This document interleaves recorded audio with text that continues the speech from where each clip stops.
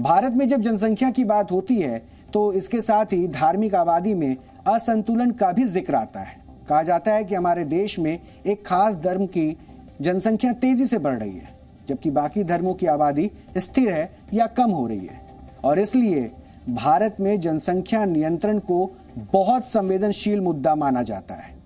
आज उत्तर प्रदेश के मुख्यमंत्री योगी आदित्यनाथ ने भी इस पर अपने विचार रखे, जो आपको जरूर सुनने चाहिए। जब हम परिवार नियोजन की बात और जनसंख्या स्थिरीकरण की बात करते हैं तो हमें इस बात को ध्यान में रखना होगा कि जनसंख्या नियंत्रण का कार्यक्रम सफलतापूर्वक आगे बढ़े, लेकिन जनसांख्यिकी असंतुलन की स्थिति भी न पैदा होने पाए। ऐसा नहीं कि किसी वर्ग की आबादी बढ़ने की स्पीड, उनका प्रतिशत ज्यादा हो और कुछ जो मूल निवासी हो उन लोगों की आबादी के स्थिरीकरण में हम लोग जागरूकता के माध्यम से, इन्फोर्समेंट के माध्यम से उसको नियंत्रित करके जनसंख्या संतुलन की स्थिति पैदा करें। और यह एक चिंता का विषय है हर एक उस देश के लिए जहां पे जनसंख्या संतुलन की स्थिति पैदा होती है, जनसांख्यिकीय संतुलन की स्थिति पैदा होती है। रिलीजियस डेमोक्रेसी पर इसका विपरीत असर पड़ता है, फिर वहां पर एक समय के बाद अव्यवस्था और अराजकता जन्म लेने लगती है। और इसलिए जब हम लोग जनसंख्या स्थिरीकरण की बात करें तो समान रूप से समाज में प्रत्येक जाति, मत, मजहब, क्षेत्र, भाषा, इन सबसे ऊपर उठ करके समान रूप से जागरूकता के व्यापक कार्यक्रम को इसके साथ जोड़े जाने की आवश्यकता है। अमेरिका के थिंक टैंक प्यू रिसर्च सेंटर ने हाल ही में एक रिपोर्ट प्रकाशित की थी, जिसमें साल 1951 से लेकर 2011 तक की भारत की जनगणना का अध्ययन किया गया था।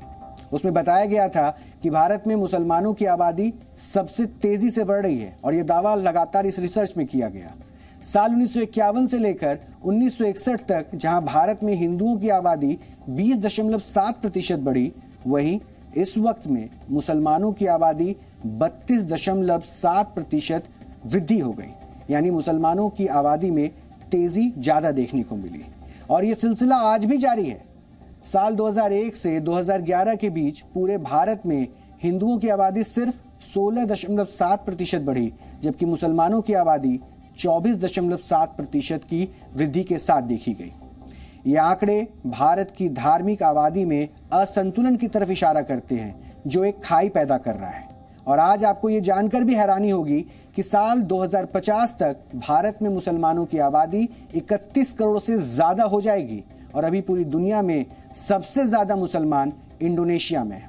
इसके बाद पाकिस्तान में, और फिर तीसरे नंबर पर भारत आता है। और भारत में बढ़ती जनसंख्या के इन ट्रेंड्स को एक्सपर्ट्स कैसे देखते हैं वो भी आपको हम दिखाते हैं, क्योंकि ये आंकड़े जो लगातार सामने आ रहे हैं, जिन आंकड़ों पर यह दावा किया जा रहा है, उसके बाद एक्सपर्ट्स ने भी अपने राय सामने रखे हैं।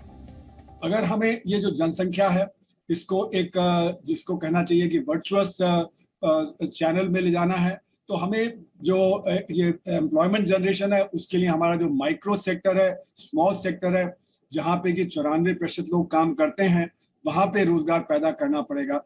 पिछले दिनों में वही सेक्टर है, माइक्रो सेक्टर है, जो बहुत परेशानी में आ गया था नोटबंदी के बाद, जीएसटी के बाद और अब पैंडेमिक के बाद। वहीं पे बेरोजगारी ज्यादा हो रही है। तो हमारा संघर्ष क्षेत्र तो अच्छा कर रहा है, लेकिन जो असंघर्ष क्षेत्र है वो बहुत बुरी स्थिति में है। वहां पे हमें रोजगार पैदा करने के लिए एक अर्बन एम्प्लॉयमेंट गारंटी स्कीम भी शुरू करना पड़ेगा, और रूरल एम्प्लॉयमेंट गारंटी स्कीम को और तेज करना पड़ेगा। कृषि में सहायता देनी पड़ेगी। तो ये जो हमारी जो जनसंख्या है वो हमारे लिए एक वरदान हो जाएगी।